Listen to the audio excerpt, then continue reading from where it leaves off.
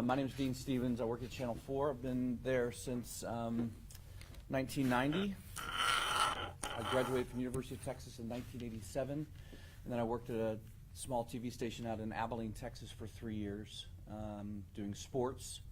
And then I moved here as the weekend sports guy. Had never been to Charleston, didn't come for a visit, just got in my car and drove, and never left. And then 2002 switched over and started doing news, and I've been doing that ever since. I'm Angie Jackson. I work for the Post and Courier. I'm a crime reporter. I graduated from Michigan State University in 2012. All right, go green. And Michigan is where I had my first 2 jobs in journalism. So as you can tell, I'm not from here. But I moved down here in 2016, just looking for a change of scenery. I also like that the Post and Courier is a family-owned paper. They had recently won a Pulitzer Prize, so more the reason to come down here.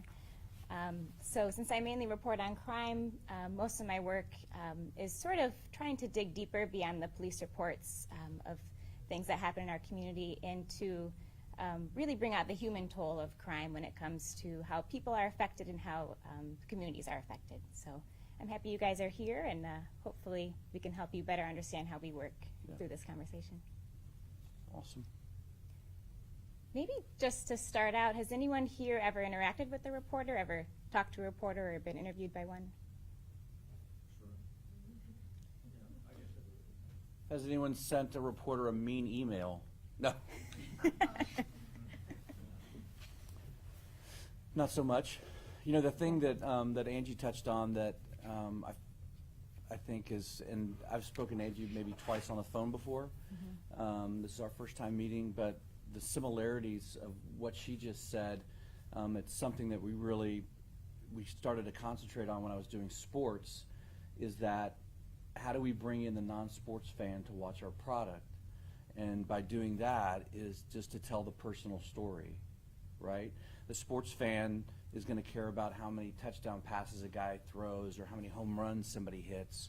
But it's when you dig deeper, like she said, and find the story of the personal side, that's going to create interest for that non-sports fan to watch your product. And I think we were really successful in doing that for many, many years, and our sports department, I think, continues to do that. I used to tell everybody, you know, if you get the story of, you know, the kid who has cancer, who does this and overcomes obstacles and odds in his life, that's a great story to tell. And I remember one night we had a photographer come back from a high school football game, and it was a local team, and Beaufort was playing here, and he said, "You're not going to believe what I saw tonight." And I said, "Well, what did you see?" He goes, "There was a guy on the Beaufort football team that played with no legs." And I was like, "Excuse me?" Because automatically my brain goes, bing! And I'm like, "Did you get video of him?" And he's like, "No, I didn't get video of him." I was like, "Video of him?"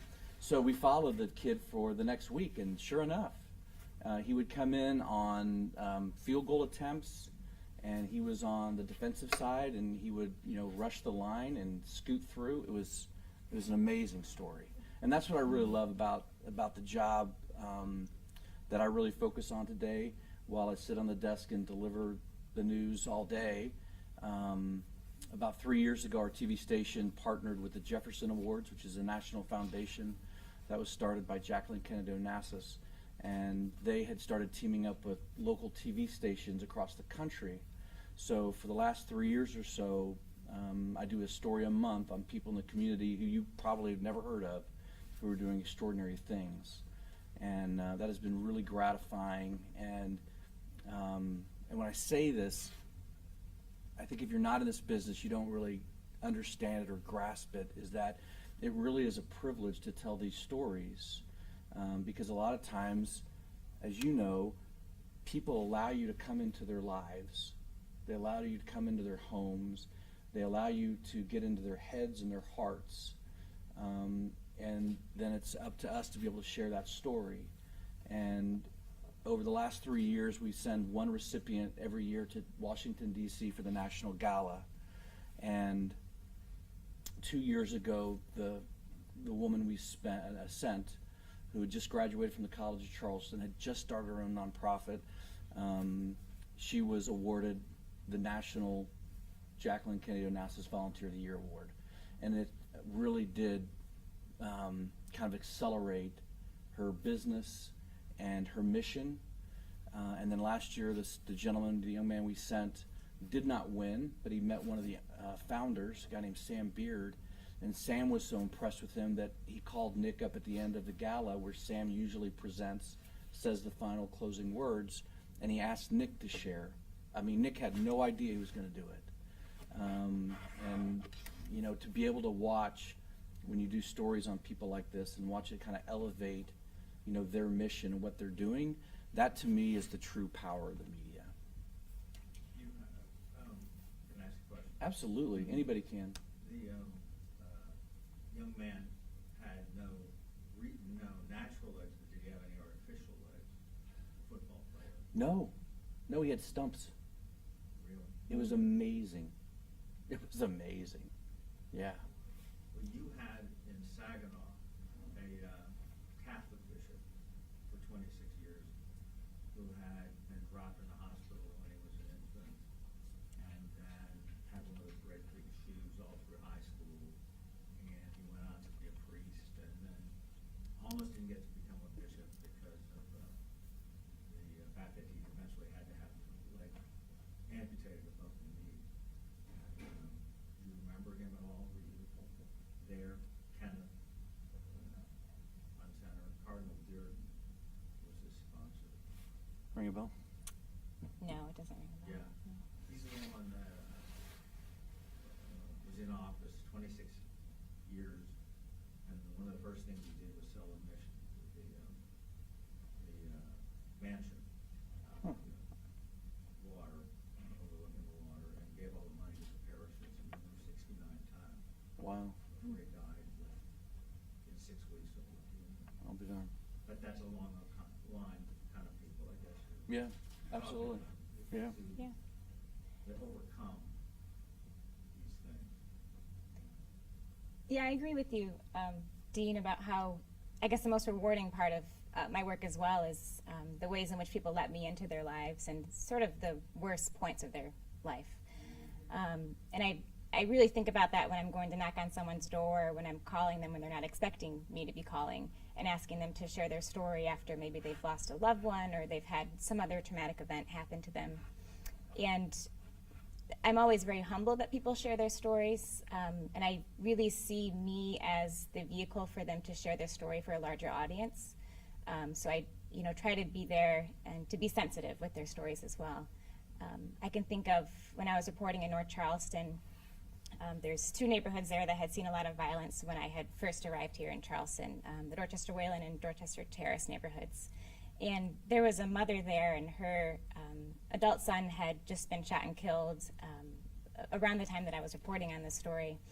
And so she let a photographer and I into her home, and this mother was bedridden because she had a long-term illness.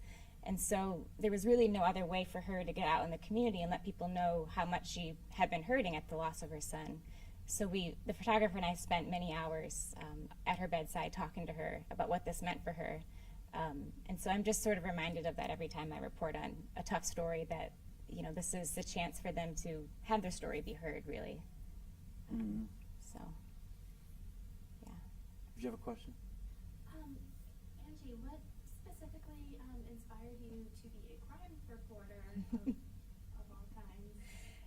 I never thought I would be a crime reporter. When I started in college, I thought maybe I would be a magazine writer, but one of the requirements for a journalism degree was taking like an introduction to news reporting. And so kind of the first stuff we wrote about was hard news. And I was thinking, oh, this is good to know, but I'm never going to use it in my career because I'm going to write about features and, for a glossy magazine somewhere. And then I had an internship in Michigan, and that was primarily crime reporting when I was, after my senior year in college. And I just kind of fell in love with how there's always a story to be told, like I was saying earlier, beyond the initial police report, beyond what you might initially hear about any sort of crime, that there's always people involved, and that there's usually a way to dig deeper into that. So after that internship, I was pretty much hooked, and I couldn't see myself reporting on anything else right now. Mm-hmm. So, yeah. And you covered the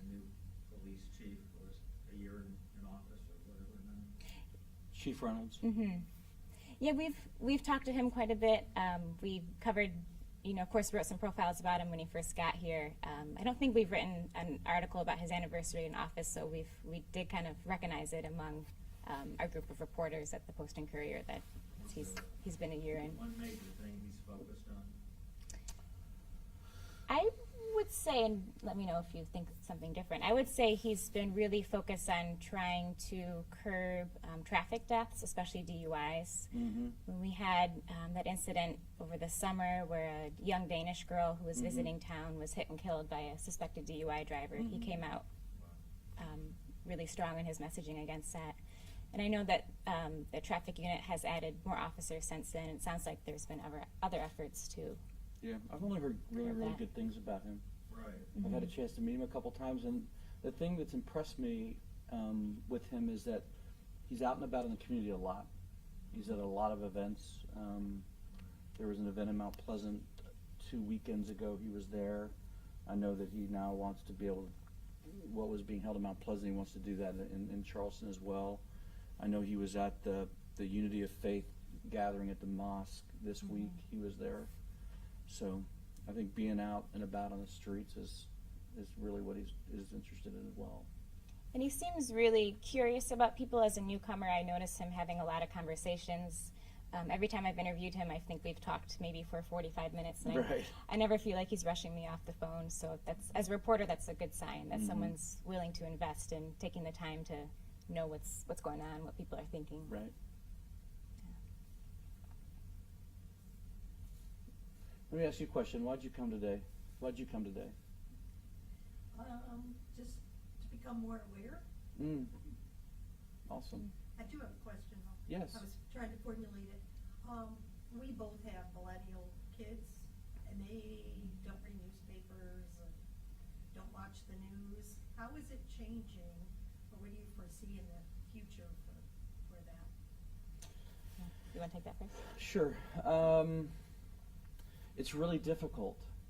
It's really, really difficult. And I'll be very blunt. I'll be painfully honest and transparent here.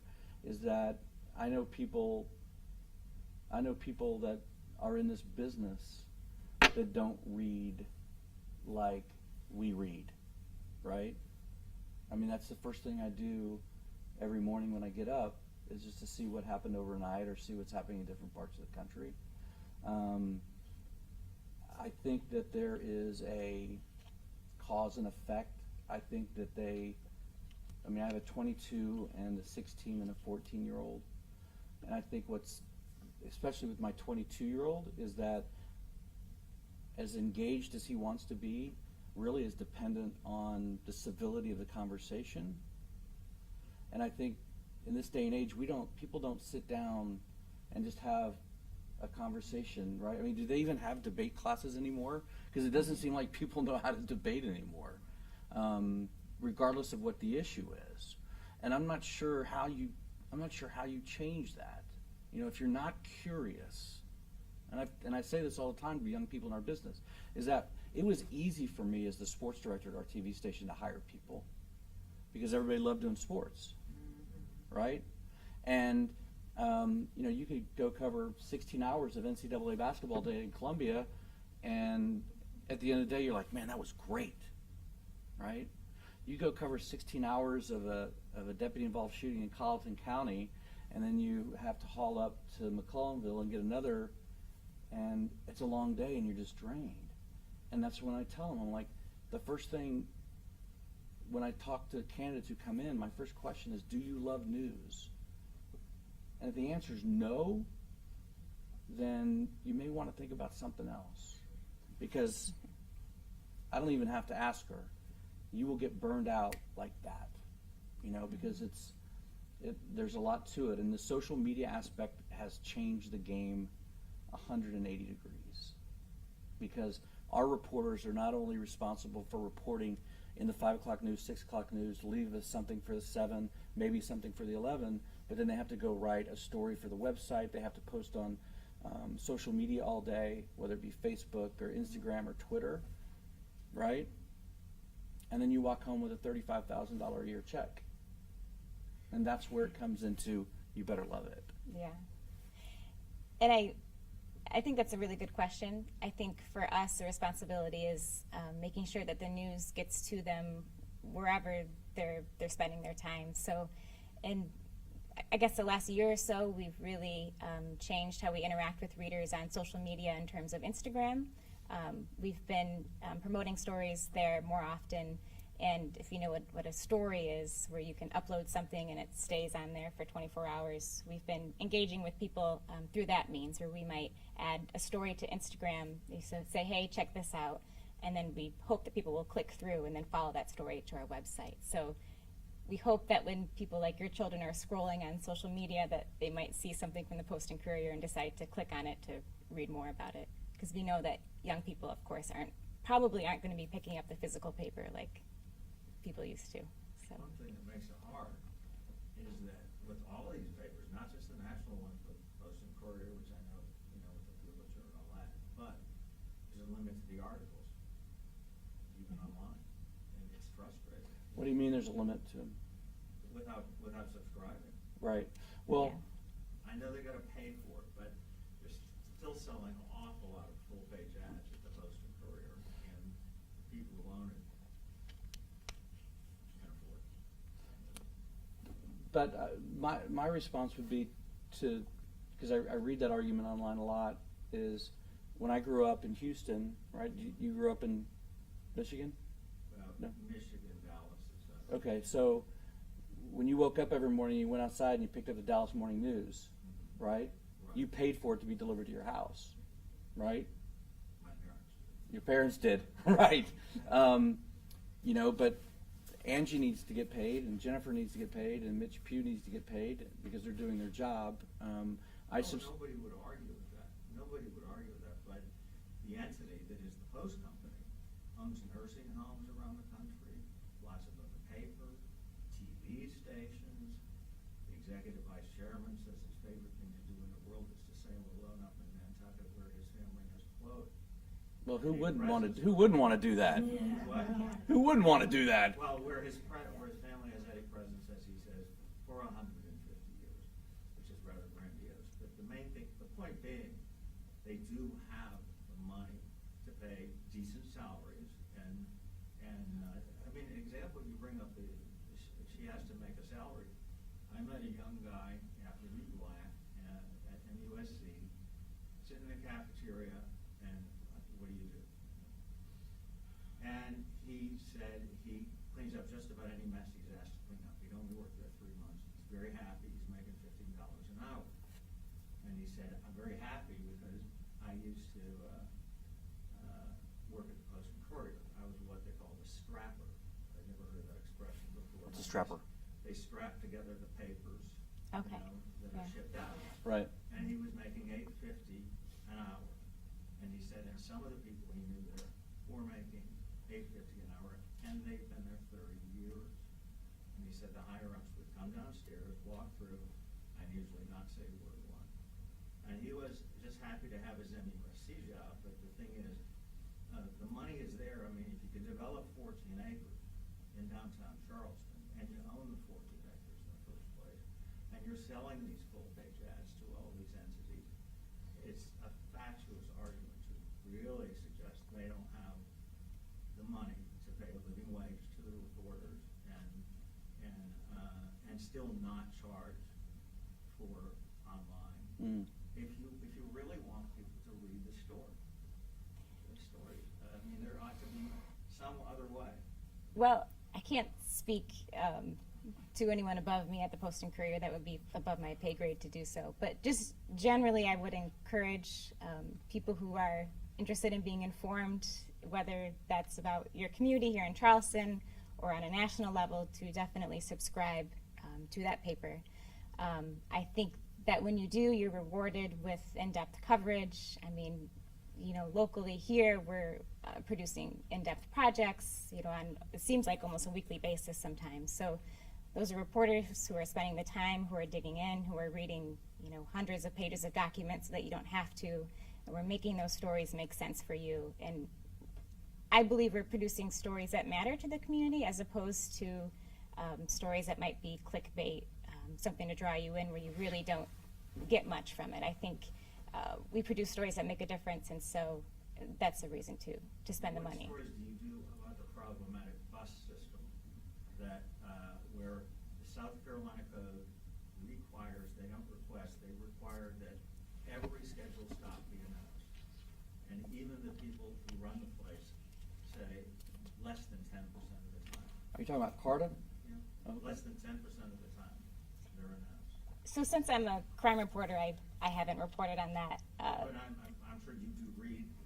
Right, but I would say if you have a tip, if you have a story that you think is important for the community to know about, I would say definitely engage with us. Send us an email, call us. And it didn't go anywhere. Even when I called to say a lady on the Calhoun Lockwood route, 5 to 10 in the afternoon on a weekday, 2/3 of the people on the bus, I got on, and just going to MUSC, and she left. This was a grown-up lady, 50 years old.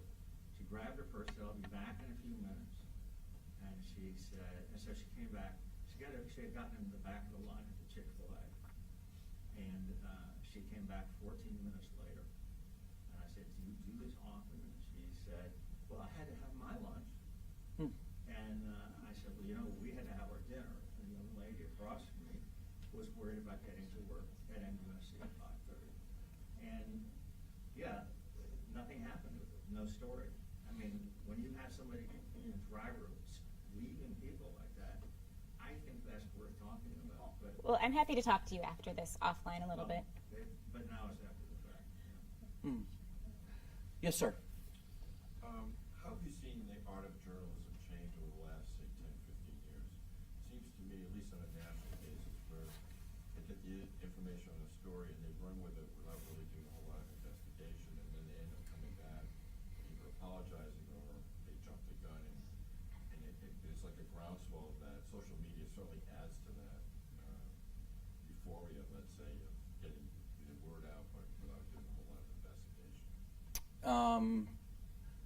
I'll address this just because you talk of TV. I think one of the worst things that's happened to TV journalism are the 24-hour news networks, because you've got to have content to fill, right? So a lot of times that content will get recycled over and over and over. Then I think there are times where people are desperate to fill the content, and then they'll take a story without going in-depth researching it and then putting it on the air, right? We have the ability, since we're just daily, and we do an hour at 5, 30 minutes at 6, 30 minutes at 7, 30 minutes at 11, right? That we have time to be able to research that, and if we don't have the adequate sources, we don't go with the story. The situation with the young man on Capitol Hill that kind of blew up, where he was seemingly in the face of the Native American and yeah, right. So that was just one piece of video that blew up, and it was all over the news networks, and it took 2 or 3 days before the real story to come out. And I think that speaks directly to what you're talking about, and they are at fault. And again, it's sad for me, because I think, I grew up in a town where we got a morning newspaper and an evening newspaper. And we sat out there and waited for it to be delivered, right? Now it's down to one. The days of having your 3 main networks, ABC, CBS, NBC, when you sit down and you watch that 30 minutes as a family, right, that's gone. So, the divisiveness that's been created between all 3 of them, between Fox and MSNBC and CNN, right, it doesn't take a rocket scientist to figure out how they pitch their news. It doesn't. I grew up the same way. It was a morning paper, an evening paper, and the Sunday paper was that thing. Absolutely. And that doesn't include the holidays when you got all those circuits. Right. But now, I grew up in Rhode Island, and I think we at one point had 250,000 subscribers to the Providence Journal. It's down to 41,000, and they're about ready to go extinct. Right. My mom's 92, and she'll dread the day that she won't have a paper to have her coffee with and turn the page and all that. People have no idea what it means to have ink stain on your hands at the end of reading the paper. That's right. right? So, you know, the art of journalism, and I think that art is still alive, and local papers matter, right? And I know, and to address your point a little bit, people call our stations with story ideas all the time. We'll look into them. Will some of them just be set aside and forgotten about? Yes, it's human nature. Will other stories be picked up? Yes. I mean, I'd love to talk more about it. If you think this is an issue, we'll take a look at it.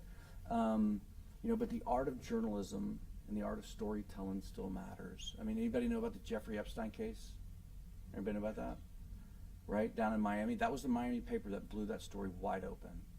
And it was because of that newspaper looking into it that has created this swell of interest, and hopefully justice will come from it. And if you don't know about it, you should take a look at it. It's amazing. But is this your son? Yeah. How old are you? 14. So you're 14. So why did you come today? Don't say because your dad made you either.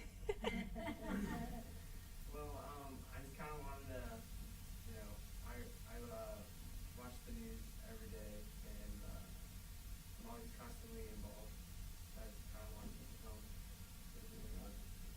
What do you, so when you watch the news every day, what do you think about the news every day when you watch it? It's, you know, I always love, one of my favorite things about the news is, you know, kind of seeing both sides of things. Right? And I love, kind of seeing, you know, you have like a certain perspective and you're so used to seeing it from one light, you know. I think it's always such a great thing if you can just change the channel or like switch, you know, see how things are perceived from, you know, the other end where you may have not been as informed of Right. other subjects, or, you know, kind of see how other people see stuff. Do you watch the news with your family? Yeah. Awesome. Do your friends watch the news? I would say not really. They're more attracted to like social media stuff, as am I, but you know, not as much, I would say. I appreciate your honesty, being the father of a 14-year-old. You know, but the interesting thing is, and I share the story all the time, right? I can post a story on my work Facebook page or Twitter or Instagram or wherever, right? And it'll be about a two-headed cow born in Texas, right? And it'll have thousands of views. Thousands of views. So 6 years ago, we did a story on a little girl who was 3 years old who got an infection in her heart. She was in Beaufort. She went to MUSC, and within 2 days, she was on this machine called the Berlin Heart. Okay, it's about the Berlin Heart. It's about the size half of this table. It's basically a generator, and it has these plastic tubes that run out of it, and they attach it to a valve that's outside of the heart, and then 2 tubes go inside and connect to the heart, right? And it basically pumps blood through her body, through the heart. So the machine is doing what her heart couldn't do, right? So we did that story on Morgan on a Thursday. And so Friday I spent all day working on it, going through it, logging all the video, writing down all the sound bites. Over the weekend, I started constructing the story. Before I left that Friday, I had asked her parents, I said, hey, whenever the heart comes in, if you want us to follow that story all the way through, love to do it. And they're like, oh yeah, that'd be great. Little did they know, on Monday at 5 o'clock I got a call that they found a heart for Morgan from a donor. So we obviously held the story, the first part of the story. We had a photographer go to the airport because they were flying the heart in on a private plane.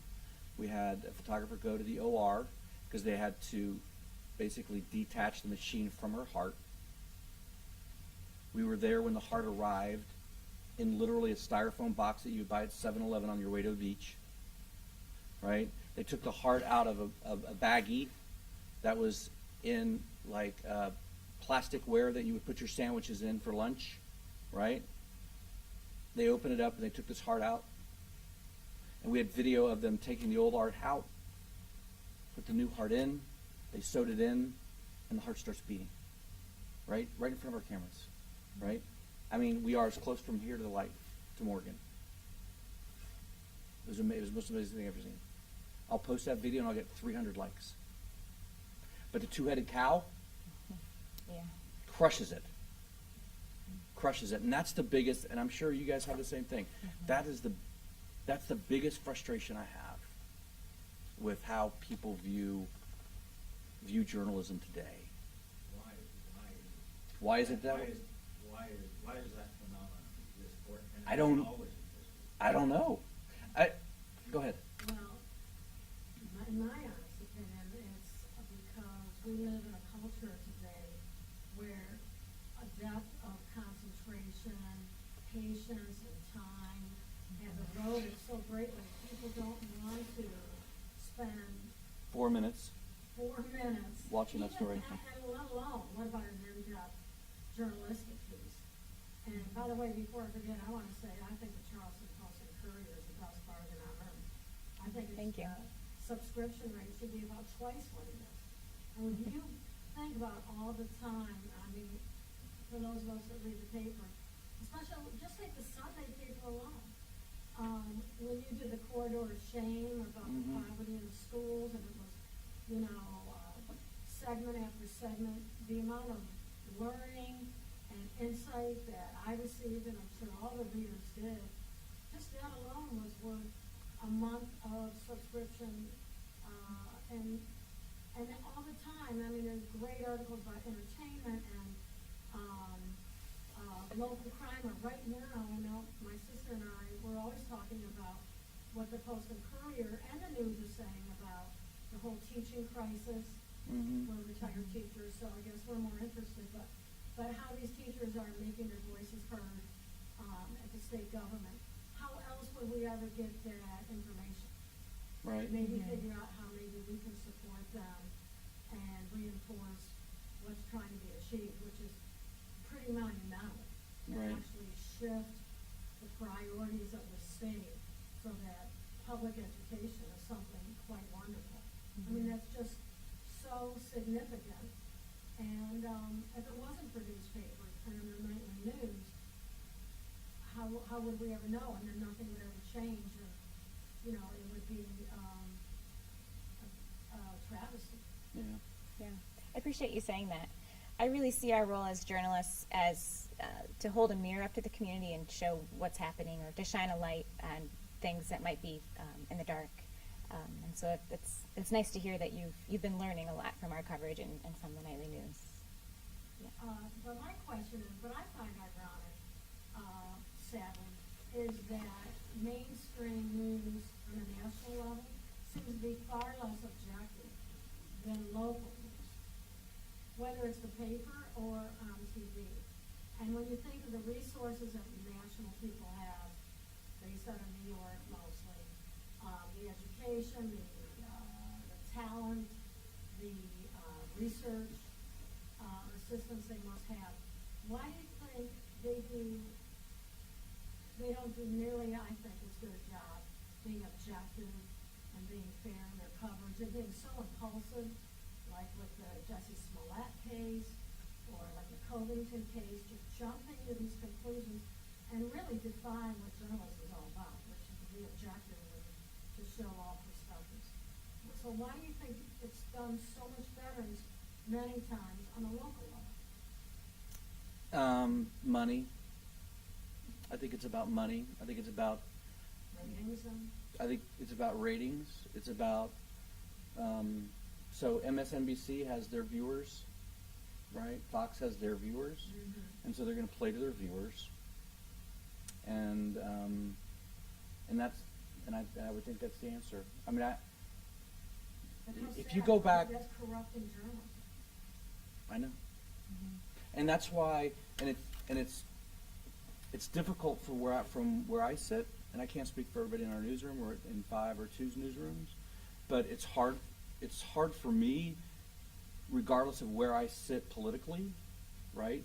But when you say long enough that somebody is your enemy, right, and that somebody is bad, and somebody's bad, and somebody's bad, and somebody's bad, all of a sudden we fall into that same umbrella, right?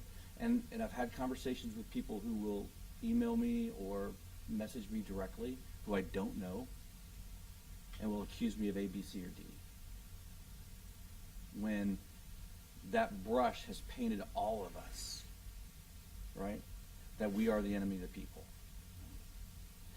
And one person I said, it's funny, when you needed somebody to give you coverage when you were raising money for a wounded warrior, who did you call? Right? You called me. We were happy to come out and cover it. So how can I be so evil, but yet so beneficial at the same time? I don't understand that.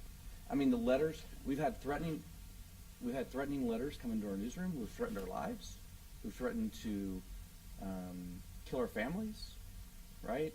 So, because why? Because I shared a story on a lady who was told by God in the middle of the night to buy a sewing machine, and she started making weighted blankets for autistic kids, right? I did that story, right? Because of that? Or is it because the word on the street is that the media is the enemy now, and the enemy should be defeated, right? So it's a really difficult balance for us. My story of getting into journalism was hilarious. It was hilarious. And people call and they go, hey, will you come talk to my students and tell me how you got into journalism? And I'm like, you better be careful what you ask for. I'm happy to share it with you, but it's not typical, right? I got into this business because I love sports. And then I stayed in the business because I saw how much it meant to people, right? Everybody know about Dale Earnhardt, right? Race car driver. I was never a big NASCAR fan, but we'd always go cover the Daytona 500. And we were down in the garage. We had access to the garage. We could walk in 5 seconds. I mean, we were right there. No problem. And I remember standing there getting ready to interview Dale Earnhardt in Daytona, and I turned around, and where Sam is standing, there's a chain link fence. And behind that chain link fence is the general public who can't get to where I am. And there's it's 5 deep. And I saw people standing on their toes just trying to get a glimpse of Dale Earnhardt. And I'm literally right here. And it hit me that day. I was like, you have a responsibility to take people where they can't go, right? And accurately report that story. Whether it's a basketball game, whether it's a meeting, whether it's a school board meeting, whatever it is. And it comes back to the ability for people to open up to us. Everybody in this room has a story, right? And that intrigues me. I know I could ask you, and you could tell me your dad's story, right? You tell me, right? You tell me. But everybody here has a story to tell. Mm-hmm. So it's hard. It's a difficult balance, and it's changed. It's changed over the last 10 years or so, I think. And when I think about local journalists, I think the thing to remember, if someone does believe truly that journalists are the enemy, on the local level, your reporters are the same people you see in church. We shop at the same grocery stores as you. We're your neighbors. We live in these communities too, so we are not trying to be malicious. If we get something wrong, it's a human error. It's not because we have some agenda that we're trying to push out. That's not how it goes. And hopefully when we get it wrong, we admit that and we apologize and we try to correct any errors that we do make. But yeah, I guess the biggest thing is we live here too. We care about the community, and so that's hopefully going to show in our reporting. Have you ever been in a meeting? I don't know how you guys handle your editorial meetings every day when you talk about the stories you do. Have you ever heard anybody sit at that table and go, let's tell the story from this slant, right? Let's tell the story and make this person just look bad because. Right, right? never. But I think that's the perception, is that people out there think that we sit around every morning and it's how can we make the police department look bad today? How can we make the president look bad today? How can we make the governor look bad today? That's not the case. I remember during a hurricane when we evacuated everybody, maybe a little bit prematurely, right? And again, I'm not going to judge because I'm not that guy. No, I am that guy to judge, but I'm not going to judge the governor. I'm not the governor, right? He didn't ask me my opinion.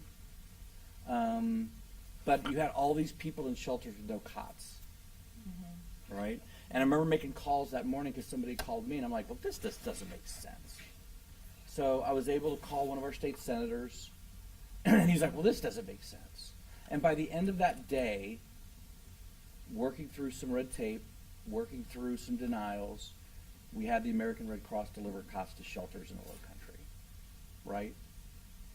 That to me can be the power of the media and a good thing, right?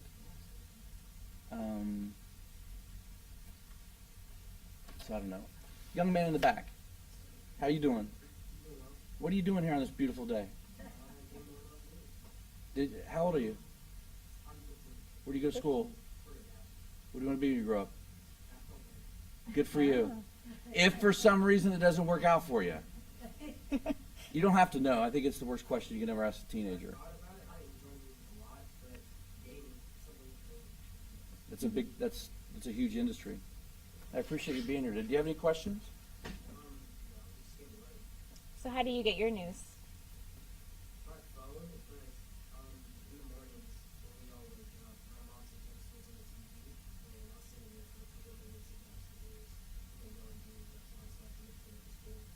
Great. What goes through your brain when you're watching the news? Nothing really, because when I watch the news, I watch it to try to form my opinions for my own. Yep. So, not really relating to say this later today, or I would say conversation coming up. It's just for me to think about it later. Right, like when you're 16. I'm really glad you're here today. You gave me a little bit of hope. Yeah. You That's too. awesome. Can I ask the young man over there, do you do anything with the school newspaper, or do you have one? You don't have one? You're still in middle school though, right? Oh, you're in high school now? That's a great. There was one of the yearbook editors for Wando was just named the South Carolina High School. I can't remember exactly the title, but it was nice. Keep your options open. Keep your mind open. Keep your eyes open. Be nice to your parents. Don't get in too much trouble. I think there was another question. Well, I'm just kind of curious how it's always fascinated me how you can maintain such a stoic delivery for especially breaking news of tragic events. Several come to mind in Charleston, but even in the written word, it's difficult to sit back and not let your opinions or viewpoints. Is this something that's taught in journalism school, or? I'd say I probably, if I learned it in journalism school, I probably learned it more so during my internships, during that real world experience. Probably the first time that I encountered a tragedy or something that was traumatic, and then reminding myself that I have a job to do first, and sticking to that, and then maybe processing it afterwards, and not letting that seep into my reporting, my writing. But as opposed to the delivery, that's something different. I'm sure you have your moments. So, since we're being an open book here, right?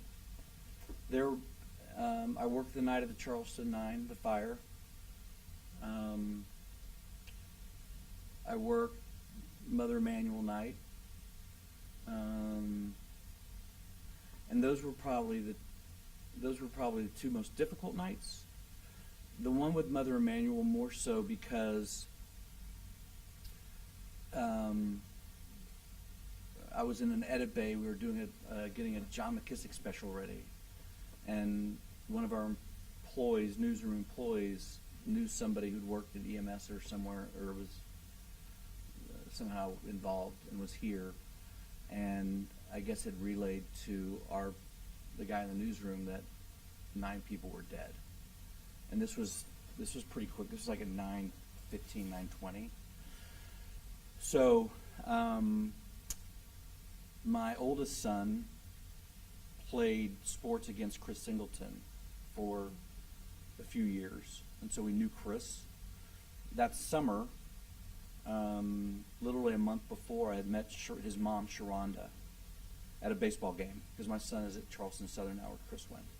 So I spent probably 30, 45 minutes talking to her as our first meeting, just about school and how do you pay for books, and where do they eat when the dining room's closed, and just stuff like that, just as a parent of a first-time college student, because he was going into his freshman year. So I went to the computer. We sent crews out, not knowing really what had happened. And then I saw a tweet from Chris that said, "Please pray for my mom. I think she's hurt." So I knew that she'd probably passed. And we went on the air probably 30 minutes later. So it wasn't so much that I had just met her as it was that I knew that a young boy had lost his mom. And it took everything all night just to grind through those. I don't know, I think were you there, Sam, then? Sam used to work at our station. He was our digital content manager. But I mean, I think we were on the air till 2 in the morning, 2:30 in the morning. And that was, so when I got off, it was, I don't know what occupation you guys have. When it gets hard, you just grind through it, right? And, you just at the end, and then you just breathe. And that was probably the second time that I had broken down in a newsroom, right? Because as a human being, as flesh and blood and emotions and feelings, it's going to get you sometimes, So it's a job to do. You have a job, as she said. It's our responsibility to bring that story out as it happened. So I'm very aware and very sensitive to making sure that we're right. There's an old adage that it's not so much always better to be right than it is not to be first, but to be right? I would much rather be second and right than first and wrong. Because when we're first and wrong, who has to come and make the correction on the air? Right? So, and it's not fair to families and stuff. And that's the other thing we talk about, having to go talk to families. I don't want to be the guy who lets you know that your son just died in a car wreck or that your mom was killed in a church shooting, right? That's not our job. Just to get your reaction. Because I know what your reaction is going to be, right? You'll be sad, devastated, crying. And I don't need to sell ratings that way. So you have done a lot of work with darkness to light. Yep. Yeah. And what brought that? What made that such an important issue? We had years and years and years and years ago, 10 years ago, when Darkness to Light first came about, we started partnering with them. And we would do an hour special every night from 7 to 8 o'clock on childhood sexual abuse. And the first 20 minutes was a pre-produced film that Darkness to Light had done, and we would show that. And then we would have experts up on a stage wherever we held it. And it just was, it just moved me to see the courage of these people share their stories. And I was so proud of our TV station for being able to air that on prime time, basically, 7 to 8, on such an emotional, taboo issue. And this was before the Me Too movement. This is before people felt more comfortable coming out, right? This is 10, 12, 15 years ago. And we did that every year for 5 or 6 years. So, I don't know, it just, as a human being, it just touched me that to watch these people show such courage, And I think that's what you were talking about, going into that woman's home who was bedridden, to watch, I don't know if I would have that courage. I don't know. Yeah, I wonder the same thing when I interview people. I sometimes try to put myself in their shoes, thinking, could I talk to this reporter right now? Could I deal with my photo being taken or with video being taken of me when, if we're all in a gaggle and interviewing someone who's just been through something horrible or is recounting something horrible? I really give people a lot of credit. I think they show a lot of bravery when they talk to us about these sort of things. Yeah. Yeah. Good question. Thank you. Do y'all two have something? You've been very sure. Yeah, I was interested in this because my daughter, when she was at San Francisco State, we lived on the West Coast. Sure. She was a radio and TV major, Sure. and she did an internship at the Oakland station, KPDU. Yep. And a couple times I drove over because we lived on the other side of the bay, and she was helping out on the 10 o'clock news, running teleprompter. Right. Yeah, right at the bottom. Yep. And I got very curious about the talent when I was sitting behind her in that very cold studio. It was a really interesting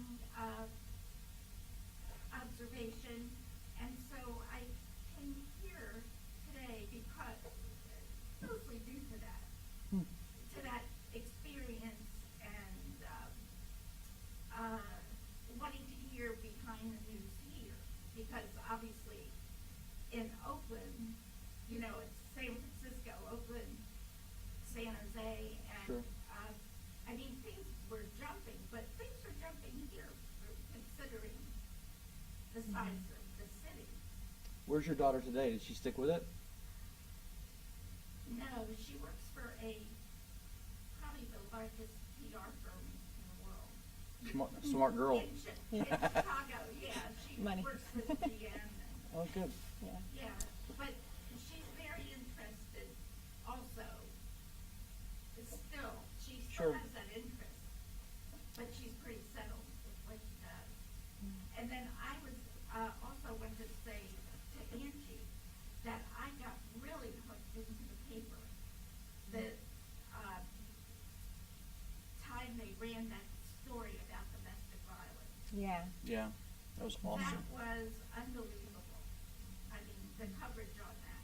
Mhm. And I think the coverage on TV and definitely the paper is really top notch.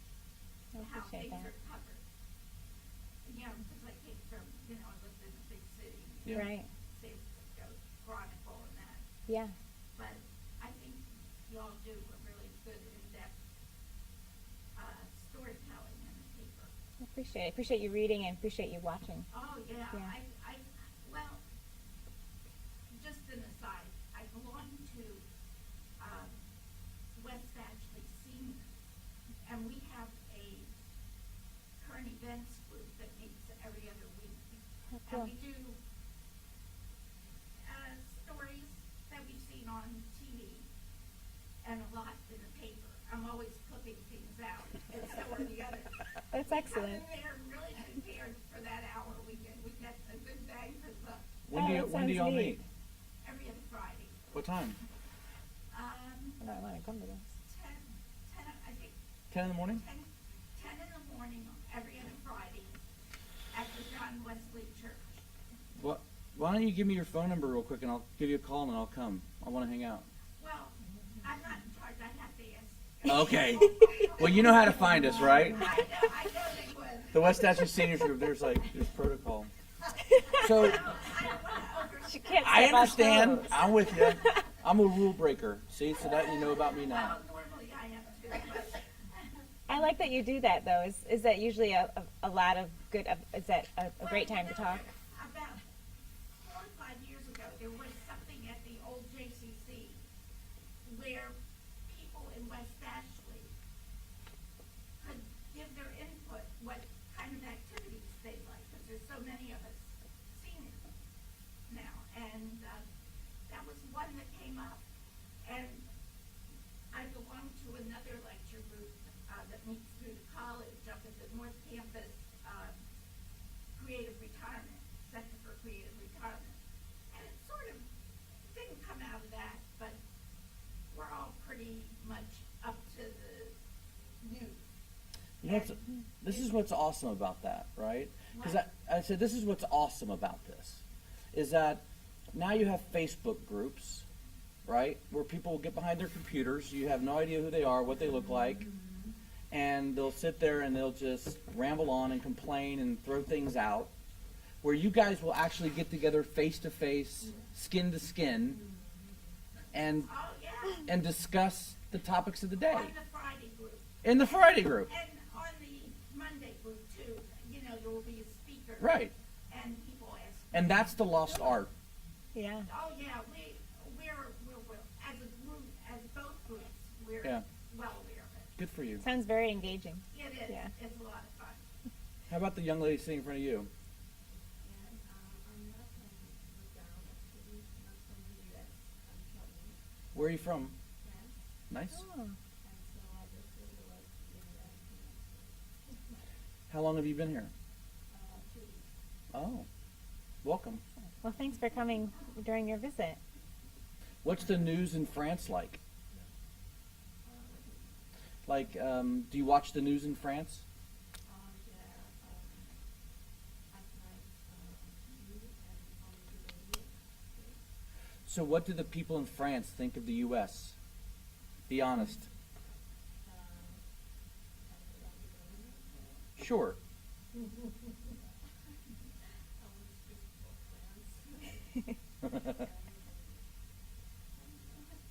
Okay.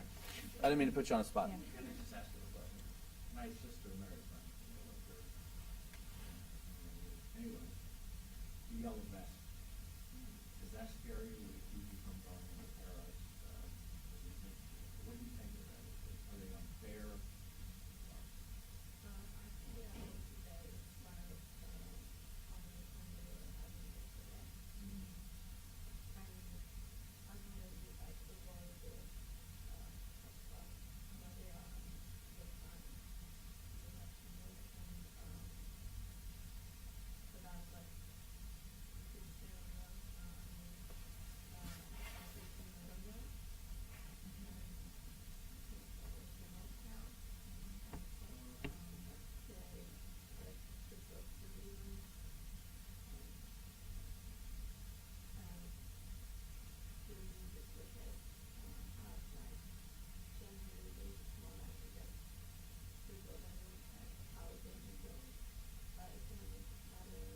Mm-hmm.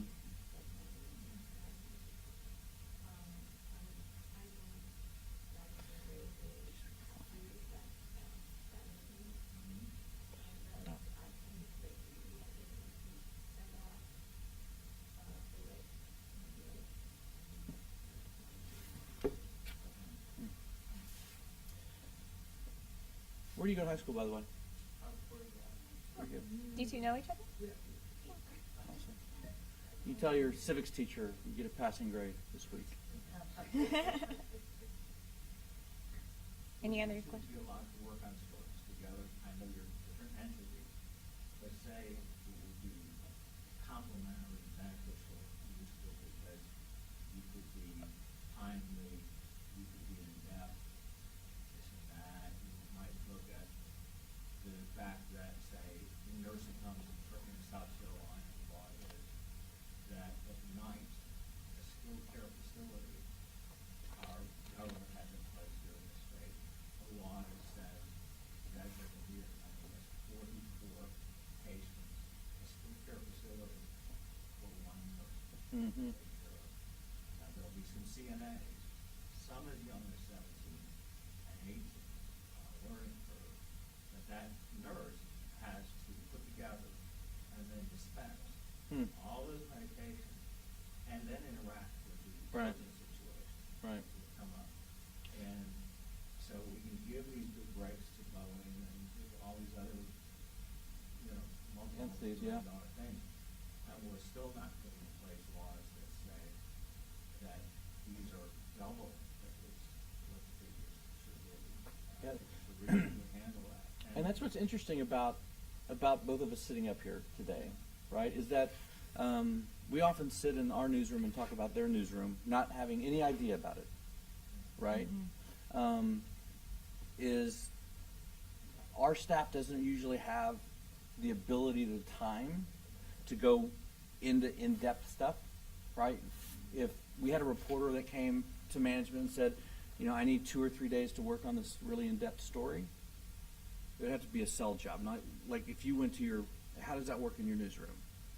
So in our newsroom, as a daily reporter, I definitely have a balance between some daily stories and then some in-depth stories that I might work on maybe for a few weekends from now, maybe for a few months from now, just wrapping up something where I think I've probably been working on it since January.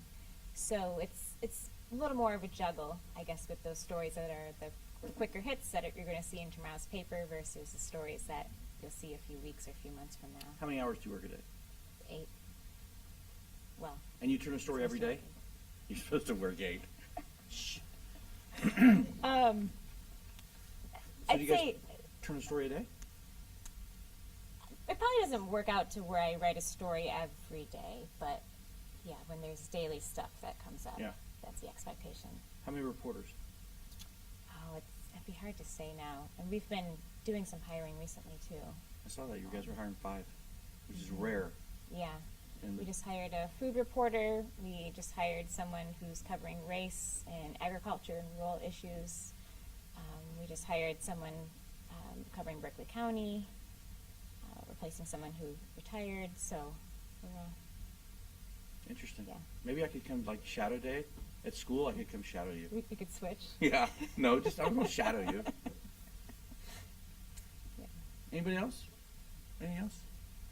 Sam, do you miss TV? No. Okay. Well, thank you very much. It was actually very interesting, very complimentary. Thank you. Yeah. Thank you. Now, if you really enjoy Kingman Library, there are programs on the back table with upcoming segments, and there is also a book display that kind of complements today's topic. That book list will be on the website later tomorrow. We have 20 minutes. Okay. We go, Sam. Thank you. Thank you very much. Thank Thank y'all you for for being coming. here.